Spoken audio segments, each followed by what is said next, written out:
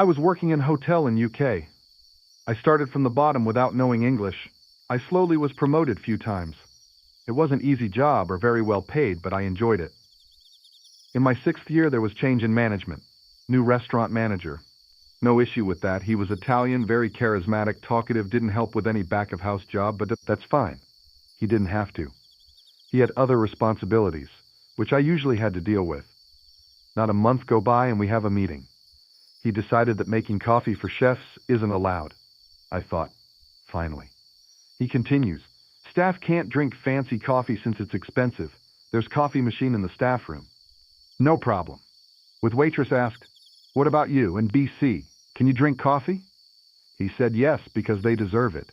Deserve. Not gonna lie, I thought it was a joke, so laughed. It wasn't a joke. Next day, very busy dinner service. Staff get ready and they bring cans of Coke, etc. Leave them on one shelf, as always. Everyone got a drink, right? Then this douchebag tells me it's not allowed. Again, I laughed. Next day comes formal memo that all drinks and snacks can't be consumed in back of house. Only in staff room that was literally miles away. I went to HR. The rule was lifted. I was a young girl working in the fresh food department at one of the local supermarkets. One of the area managers would come in for a visit and would only speak to the managers and not acknowledge any of the workers. Fast forward 10 years and I was now in a high-powered position in a large company. I approached a firm to supply this company. It would mean a massive amount of money and security if they got it. I entered the room to find the person taking the meeting was the area manager from years before. He hadn't changed his attitude at all. He told me he had written out a deal and let me go back to give the papers to my boss. I smiled and replied, I am the boss. I then walked out with his papers without another word. He did not win the contract. I still smile when I think of that day. My dad worked for the federal government. They are not allowed to slide their desk. That is violating union rules and taking work away from the facilities team. You have to call and schedule the movers, then they charge you for it.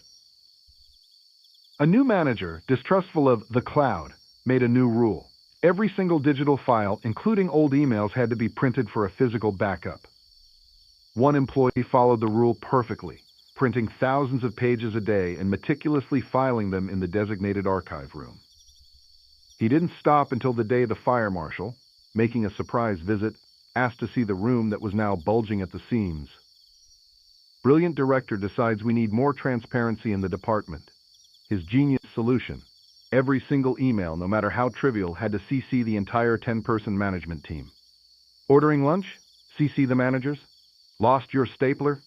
CC the managers? One programmer had clearly had enough.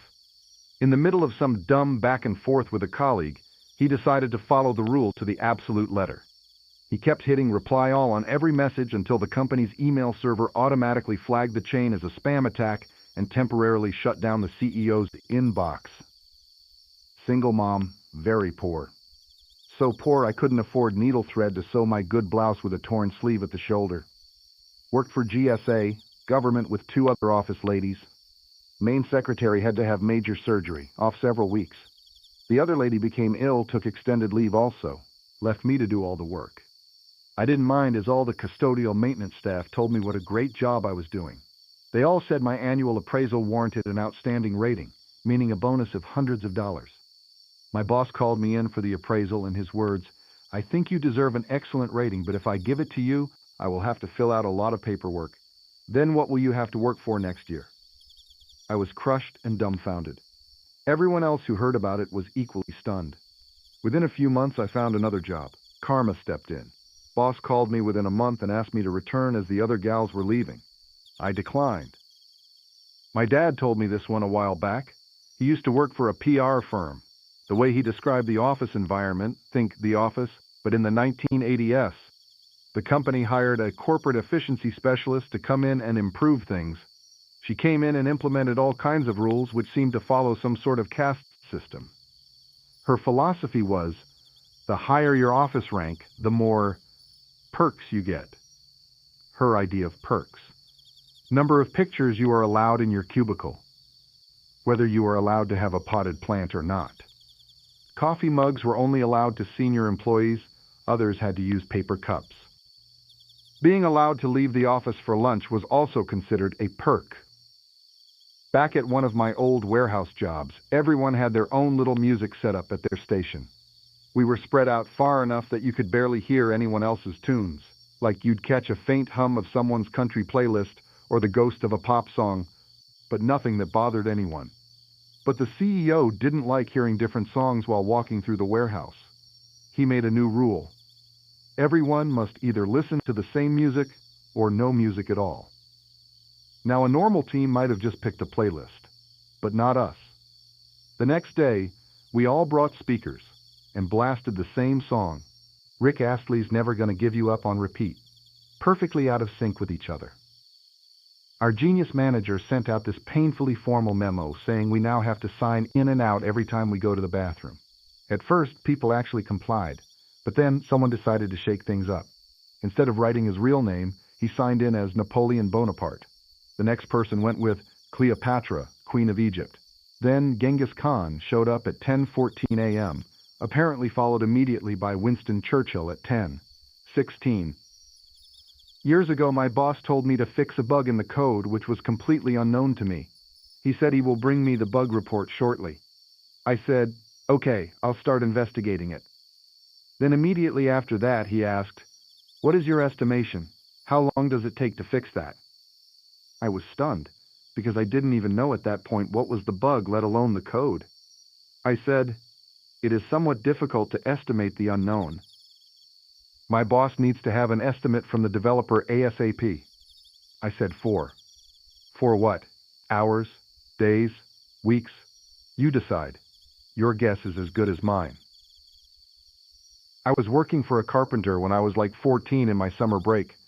He always told me to keep my hands covering the edges when carrying furniture because your hands have a chance to heal, furniture not. My first boss, for context, I was in my late teens, "Dushka, you have done such good work. The only way I can repay you is by promoting you and not giving you a raise." Me. Huh? Him. "You see, the more money you make, the more you spend. I want to save you from this terrible, vicious circle." I resigned immediately after this conversation. I thanked him profusely for the opportunity and the lesson, and told him that, following his logic, I'd be better off making nothing. I worked in an office building with about 200 people. Their pay rate went from a reasonable bit above minimum wage all the way up to, you gotta be kidding me, they get that much in hours. One day a memo came around. The plant manager was mad, and we were going to save money by doing away with the job, who came around and emptied all the wastebaskets every day. Each person was responsible for taking his or her own wastebasket down and dumping it in the trash bin in the basement every day before they went home. Okay, I liked my job, and so I did it. I stopped work 15 minutes early and spent that time carrying the trash bin down to the basement and then coming up to my office to close up for the day. 199 other people did the same thing. The CEO carried his trash bin out, also the amount of money that the company wasted by all these people not doing. Their real job must have been staggering. My boss made a rule. No more than 2 glasses of water a day. As he said, to reduce time wasted in the toilet and near the water cooler. So to play it fair, I suggested a unique measurement system to be sure everyone gets a similar amount of water. I drafted a 1-page daily water rationing log. To get your water, you first had to fill out the form, calculating your personal allowance based on your body mass index and the office's current ambient temperature. Each pour had to be witnessed and co-signed by a colleague. At the end of the first day, I presented my boss with a stack of 45 meticulously filled out forms that required his final signature for our records. He spent the next hour reviewing paperwork for water. The rule was gone by morning. We had an office manager in my early days in a government office role. One day, I snagged a pen from the supply room and was using it to write notes at my desk. It happened to have green ink, which was atypical, but I didn't care. The OM wandered by one day and started chastising me for using green ink in my notes. I said, A, who cares if it's green? And B, I got the pen from the supply room that she managed. She started raising her voice, causing a scene, repeating, "Green ink is only for auditors." I calmly asked, "Why do you stock green pens in the supply room when we have no auditors in this office? In fact, no auditors on staff in the entire department." She went silent. At that time, there was a department-wide anti-waste/efficiency initiative underway, so I said, I think I'm going to file a submission to the pay dirt program. She turned on her heel and left. Mysteriously, all the green pens disappeared from the supply room. I never learned why we had stocked green pens that nobody was allowed to use. I was a young girl working in the fresh food department at one of the local supermarkets. One of the area managers would come in for a visit and would only speak to the managers and not acknowledge any of the workers. Fast forward 10 years, and I was now in a high-powered position in a large company. I approached a firm to supply this company. It would mean a massive amount of money and security if they got it. I entered the room to find the person taking the meeting was the area manager from years before. He hadn't changed his attitude at all. He told me he had written out a deal and let me go back to give the papers to my boss. I smiled and replied, I am the boss. I then walked out with his papers without another word. He did not win the contract. I still smile when I think of that day. I was an intern. One day I noticed my paycheck was missing. I checked my bank account every hour. Nothing came. I couldn't sleep well that night. The next morning, in the office kitchen, I asked the other interns. There were about 8 of us, including me. Did you guys receive your paycheck? They had neither. That's when the HR manager walked in. She pulled us aside and said, You can't talk about paychecks in the office. It's the CEO's rule. I was astonished. Even if they're late? She hushed me. Yes, it ruins team synergy. As soon as she left, everyone raged. WTF. A week passed, and still no paycheck, just for the interns. So we gathered and went straight to the CEO's office. A senior intern stepped forward and asked, Where's our salary? The CEO didn't even look up. It's coming. Wait another week. I was flabbergasted. So, just to get this right, you mean we should work another week for free? I blurted out. He nodded. Yes, you're being paid in work experience.